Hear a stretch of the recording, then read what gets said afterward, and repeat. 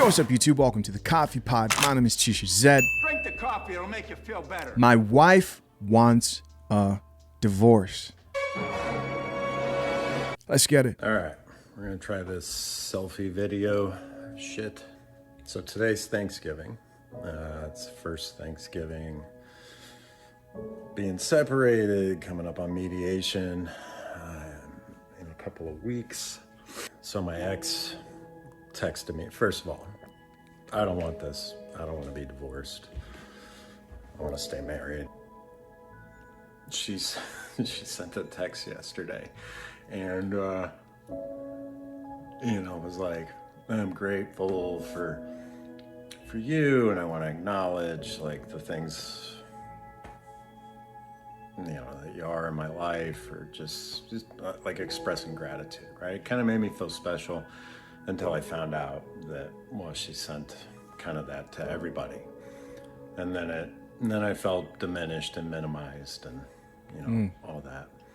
And then she sent a text this morning, and I saw something that was kind of interesting, and it's something that the uncoupling people do, but it's when you're trying to lessen the triggers, or I like to think of it like a euphoric recall, when you're saying your ex's name, right? To minimize it, you use like the letter or the initial. You don't write the full name or anything like that. And so I saw that for the first time in the text she sent me. She used a K instead of saying my name. And again, don't think you're different or above your wife saying, hey, I want a divorce, I'm not happy, I don't know who the I am, and I need something different. Midlife crises are real. The grass is greener is a huge pull on people. So yeah. So happy Thanksgiving. Yeah, bye. All right, guys. So a heartfelt message here from a guy on his TikTok who's going through a divorce. And these type of videos often stand out to me a little bit more because, as you guys know, I've been very open about me getting married in the future. And I've said things like, avoiding involving the state and the government. But in the back of my head, there's something he said there that I always keep in mind, right? He says, don't ever think you're different or above going through a divorce. And as somebody, as a man who wants a family, right? As somebody who wants to have kids eventually, I've thought of the best possible scenario at this. And that, of course, is number one, not getting divorced, right? Even without the state's involvement, right? Even if I do the African thing and we go under the tree and I get my elders to come and bless the marriage, or do it in the presence of God, or whatever I decide. I've always known that a woman could still leave the situation. What do you hope for? You hope that by then your children have grown up in a two-parent household and they are adults, and you kind of shield them from growing up in separate households, etc. Right? I have to think of these things because I've expressed that I probably will get married. People have asked me, they said, bro, how are you gonna do it? I don't respond most of the time. A few times I responded because I don't know exactly how. I don't know exactly how. But I know what I'm not going to do. I'm not going to go into marriage blindly, right? Because things obviously need to change when it comes to the divorce laws. And again, I've stressed on numerous occasions, and some people may be tired of hearing it, I don't push for men not to get married or to get married. There are plenty of viewers on this channel who listen to my content who want me to tell men, don't get married, right? They would love for me to say that. And there's other guys who want me to say, get married because it's the Christian thing to do. Nah, nope. I won't do either, because currently the state comes to that agreement disingenuously, right? They come to it deceitfully, putting the man in most cases in a bad position. And I won't encourage that. I think every man needs to be informed, like I always say, and then make his own decision. But I know there's guys out there who, when people do things, they want people to live life the way that they live them. I just say don't be misinformed, because there'll be plenty of guys who will hear this content and they'll understand. They'll be like, okay, well, I still want to get married, and I'm not going to sign a prenup, and I'm actually going to sign those documents. I'm not going to have any protection at all. I'm going to leave the state in charge of deciding how my assets are split, what happens with my children, etc. Going forward. And you know what? That's up to that man if that's what he wants to do. But I do think it's better to always be informed that nobody is above going through a divorce if marriage is something that you see yourself doing in the future. And being informed also keeps you from being shockingly unaware and maybe doing something crazy or spiraling into some crazy depression. Because like most people, you would think, because you consume this type of content, you would think most people do the research and prepare for things like this. No. People meet people, they mix each other's income. Now they have that marital income mixed in together. They have kids and plenty of them. And then the wife leaves. This is a lot of men, right, who think, oh, I just got to find that one who loves me. People aren't out here getting informed. But again, it's up to you. There's some guys who, we got the passport bros who are like, hey, man, I'm going to leave this country.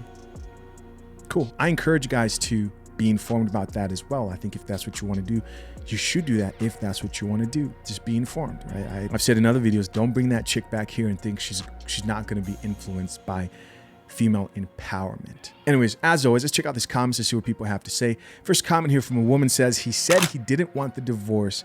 He wanted to be married. Not that he loves her.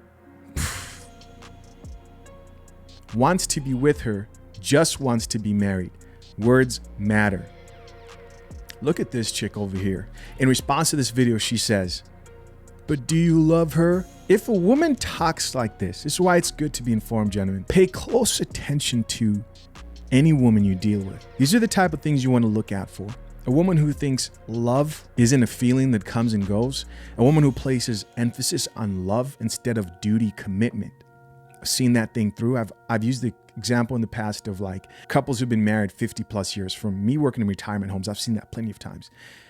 If a couple's been married like 60 years, let's say, and 10 of those years were complete shit, and they did not feel that love. They knew they loved their partner, but they didn't feel it for the majority of the 10 years, as in it was a rocky 10 years. A lot of women today would leave those relationships because they would go through that marriage, those 10 years, even if it's 40 years, those 10 years. I don't feel it. I don't feel it. I don't feel it. You don't want a woman who thinks like that. Those couples who made marriage work did not base their decision on feelings. Sometimes you decide you're going to show love even if you don't feel it. There's no other part of life where you wake up and say, I don't feel it, so I'm not going to do it. I'm not going to go to work because I don't feel it. Well, your bills are not going to get paid, right? You can say, oh, I can do whatever I want in my life, not without consequence. You can eat whatever you want, but not without consequence. You will eventually face the consequence of living your life based on feelings. And sometimes in marriages in specific, not sometimes, in most cases, the kids suffer. The kids suffer the most, which is why I don't care when guys comment down below and they'll say, and no offense to whoever left this comment, by the way, but I've seen guys say, well, studies prove that women are happier when they're single versus married. Okay, but they still want families. They still want to get married, right? They're still starting families and relationships. You can't just stop mid-flight and ruin people's lives if you're a pilot and crash the whole damn thing. Life's not about happiness. Life is about meaning. Are there moments in life where you will be happy? Yes. But this idea that what makes you happy is what you should do, that's not life. Because there are plenty of things we do in this life that don't necessarily make us happy. But the happiest we feel are when we accomplish great things that in the process, in the moment, were very difficult. And there were other factors that made that thing difficult. And I believe when it comes to relationships, we've lost a lot of that. So another guy responded back to that woman who said he didn't say he loved her. And he says, what does it matter? I'm assuming that's supposed to say. He's literally trying to hold himself together here. And why should he tell us that he loves her? He probably told her that. Yeah. probably did tell her that. Why go on camera? Women want you to do what they do. Get on TikTok with tears in your eyes and start talking about how Chad just hit it from the back, and now he's treating you like you aren't worth a relationship, right? Men don't do that. She probably knows that he still loves her. He probably did tell her. We've got another woman here who says, I divorced my ex-husband in February. He didn't want the divorce. He begged me not to do it. That's sad. He said that I am the love of his life. I thought the grass was greener on the other side, but it's not. And this, ladies and gentlemen, is the inevitable truth about women who hit that midlife crisis and think the grass is greener. Oh, they will drink coffee. Drink the coffee, it'll make you feel better. Another guy responded back to that chick and said, this is literally my soon-to-be ex-wife, and I know. I begged her for marriage counseling. She won't have it. She's ready for a new chapter. So right now this is an interesting thread because we're looking into the opinions, thoughts, and experiences of the statistics that prove that 70% of women initiate divorce. We're seeing it from women sharing their experience that, hey, the grass is not greener. And that got like 300 plus likes. And another guy here was saying, hey, I begged my wife for marriage counseling. She did not want it. We've got another comment here that says, I'm sorry, bro, but the more you beg, the more it's a turn off. Let her go and love yourself. I know I've been there. Yes. And I'm glad this comment came, and I'm going to back this comment up. Because if I say this, we've got the guys over here who want to beg. Bro, he's fighting for his family. It doesn't matter what you do. It still does matter. Have some pride when you're trying to convince your wife to fight for your marriage. But you have to be able to show that you can live life without that woman. You have to. Begging doesn't make it better. There's ways to fight for your marriage without begging. I'm not trying to get on my guy. I'm trying to help you out. Don't be out here begging these women to stay in marriages. Have conversations. But begging, I understand you think will convince her to stay. In most cases, it won't work. Why shouldn't I beg? Because it doesn't work. It doesn't work, bro. In most cases, women leave and they're more miserable than ever. These men get remarried. Their lives get better and they're happier. They're happier. And you might say, well, then they should divorce. No, it's not about happiness here. A lot of guys understand that, hey, I'm thinking about the family as a whole. And men, they naturally gravitate to that type of thinking because naturally they're already expected by society to financially provide for the family as a whole. So they look at it as a unit. A woman has been taught through female empowerment, woke movement, today's social media, that what she wants comes before anybody else. She's the foundation, her happiness. She will ruin the whole shit just to make herself happy. I've got a guy here who went on and he said, she was never mine, it was just my turn. How cold that sounds. It's true. Got another comment here from another person that says, my ex gave me divorce papers on Thanksgiving Day on our way to her parents' house. Wow. And a week after my grandfather's death. I'm sorry, my man. It sucked for 2 years, but now it is the best thing. I am not stuck with someone who didn't love me. You will find you and get over her. Next comment here says, I wanted more in life that he could not give me or didn't want to. This is a woman speaking here. We are friends now and I still love him as family. The guy responded back to her and says, and do you honestly think he didn't want the same? You think you're perfect? That you gave him all his dreams and hopes? Take accountability for your own actions. That's right. Make her drink coffee. Next comment here says, a partner leaves seeking the 15% their other half is lacking, only to realize the next one only offers 15% and lacks 85%. Grass is not always greener. Good point. Next comment says, first of all, I'm sorry this happened to you, brother. Secondly, the holidays is a hard time of year to be going through this. So be sure you stay around a support group, friends, and family. Stay strong and take it a day at a time. And finally, our last comment here says, just happened to me 3 weeks ago after 19 years.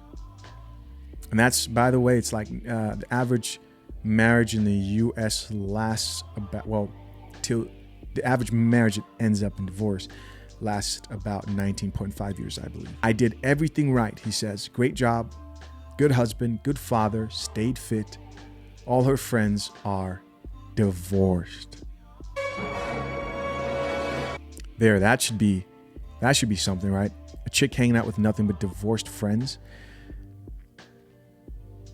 Yeah, crazy time, which is why I understand why men get to the end of videos like this or other their own personal experiences and say never again or I never will.